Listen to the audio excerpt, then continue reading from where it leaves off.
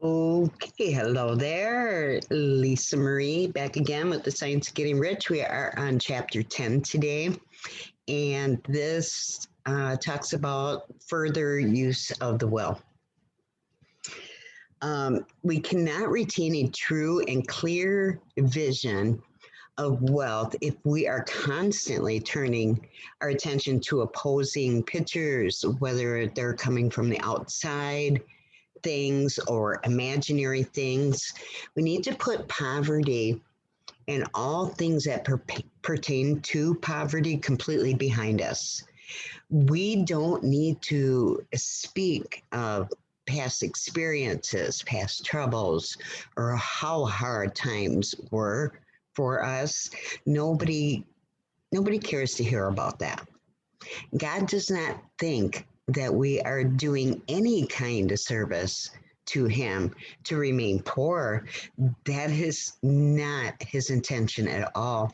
The world is not going to the devil. It is going to God, no matter how horrible things seem in some conditions, some countries, some places. You are wasting your time and you are destroying your chances by even thinking about it. The only way that we can assist the world in growing rich is by growing rich ourselves through creative methods. Give give the attention. Think about this. Give your attention completely to riches and totally ignore poverty. Whenever you think or speak of those who are poor, think and speak to them as those who are becoming rich. And we should congratulate them rather than show them pity. Congratulate them that they are becoming. To become really rich is the noblest aim that you can have in life. It includes everything else. And all of this is made possible by the use of things. Okay. If you lack for physical health, you're going to find that the attainment of it is conditional on you getting rich. Moral and spiritual greatness is possible only to those who are above the competitive battle for existence. If your heart is set on domestic happiness, remember that love flourishes best where there is refinement, a high level of thought and freedom for corrupting influence. We must learn to see the underlying truth in all things. It is true that there is no such thing as poverty. There is only wealth.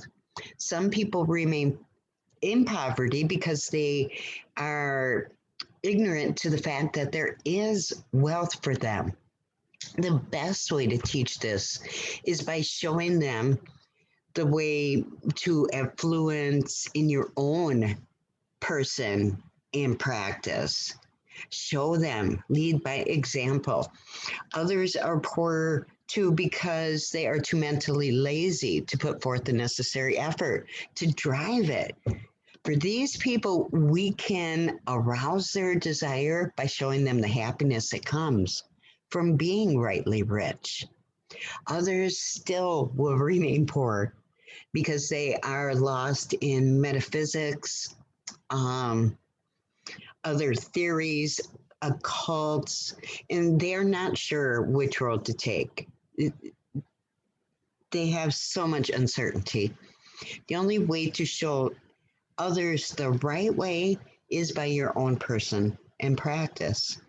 Wallace Waddle claims that in this book, it gives in detail the principles of the science of getting rich. And if that is true, you do not need to read any other book on this subject. If this is true, you do not need to read another book. When you commence on this, lay all others aside, read this book every day. Keep it with you, commit it to memory, and do not think about other systems or theories, ideas, nothing.